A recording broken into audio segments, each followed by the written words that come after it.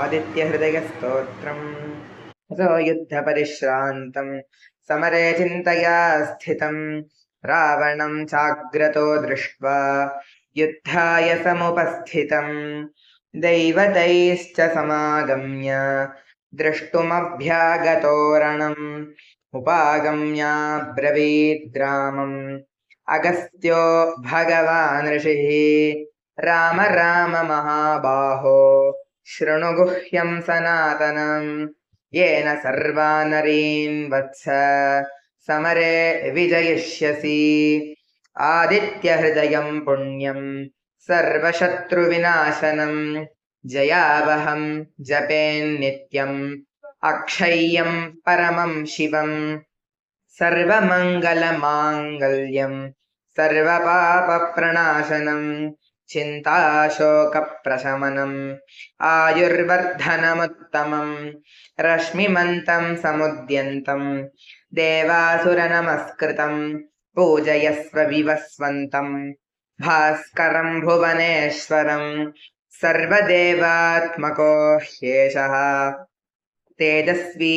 रश्मिभावनः येष देवासुरगणान् लोकान् पाति गभस्तिभिः येष ब्रह्मा च विष्णुश्च शिवस्कन्दः प्रजापतिः महेन्द्रो दनधः कालो यमः सोमो ह्यपाम्पतिः पितरो वसवः साध्या ह्यश्विनो मरुतो मनुः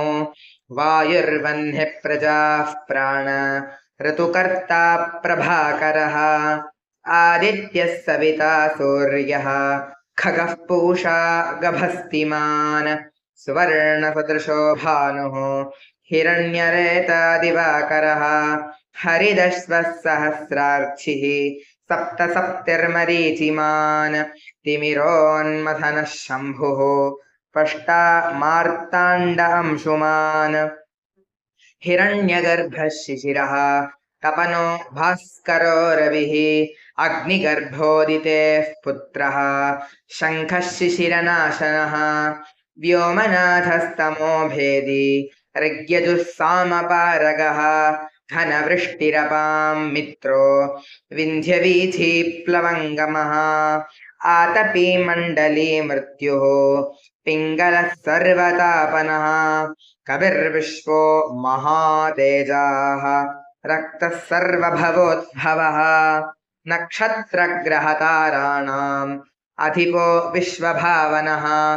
तेजसामपि तेजस्वी द्वादशात्मन्नमोऽस्तु ते नमः पूर्वाय गिरये पश्चिमे गिरये नमः ज्योतिर्गणानाम् पतये दिनाधिपतये नमः जयाय जयभद्राय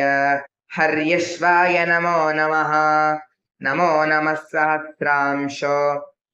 आदित्याय नमो नमः नम उग्राय वीराय सारंगाय नमो नमः नमः पद्मप्रबोधाय मार्ताण्डाय नमो नमः ब्रह्मेशानाच्युतेशाय सूर्यायादित्यवर्चसे भास्वते सर्वभक्षाय रौद्राय वपुषे नमः तमोघ्नाय हिमघ्नाय शत्रुघ्नायामितात्मने कृतघ्नघ्नाय देवाय ज्योतिषां पतये नमः तप्तचामी कराभाय वह्नये विश्वकर्मणे नमस्तमोभिनिघ्नाय रुचये लोकसाक्षिणे नाशयत्येष वैभूतम् तदेव सृजति प्रभुः पायत्येष गभत्येष वर्षत्येष गभस्तिभिः एष सुप्तेषु जागर्ति भूतेषु परिनिष्ठितः एष एवाग्निहोत्रम् च फलम् चैवाग्निहोत्रिणाम् वेदाश्च कृतवश्चैव क्रतूनाम् फलमेव च यानि कृत्यानि लोकेषु सर्व एष रविः प्रभुः येन मापत्सु कृच्छ्रेषु कान्तारेषु भयेषु च कीर्तयन् पुरुषः कश्चित् नावसीदति राघव पूजयस्वैनमेकाग्रः देवदेव जगत्पतिम् एतत्त्रिगुणितं जप्त्वा युद्धेषु विजयिष्यसि अस्मिन् क्षणे महाबाहो रावणं त्वं वधिष्यसि एवमुक्त्वा तदागस्त्यः जगाम च यथागतम् एतत् श्रुत्वा महातेजा नष्टशोकोऽभवत्तदा धारयामास सुप्रीतो राघवः प्रयतात्मवान् आदित्यं प्रेक्ष्य जप्त्वा तु परमहर्षमवाप्तवान् त्रिराजं यशुचिर्भूत्वा धनुरादाय वीर्यवान्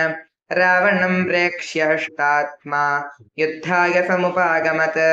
सर्वयत्नेन महता वधे तस्य धृतोऽभवत्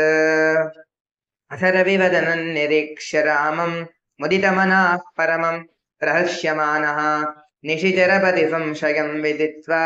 सुरगणमध्यगतो वचस्तरेति श्री आदित्यहृदयं सम्पूर्णम्।